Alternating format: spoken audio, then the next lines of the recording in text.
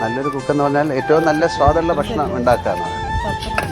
പിന്നെ അത് ചിലപ്പോൾ ഒരു പ്രത്യേക ഒരു ലഹരിയാണ് ആ സമയത്ത്. അമ്മയുടെ അമ്മമ്മയുടെ ഒരു കുക്ക് ചെയ്യുന്നതും കാര്യങ്ങളും ഒക്കെ.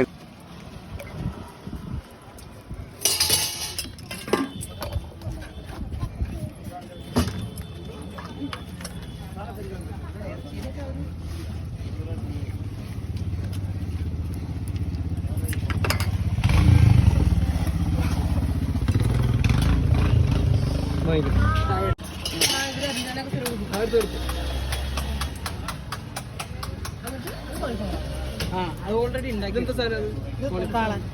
അല്ല ഇത് പൊഴിച്ചത്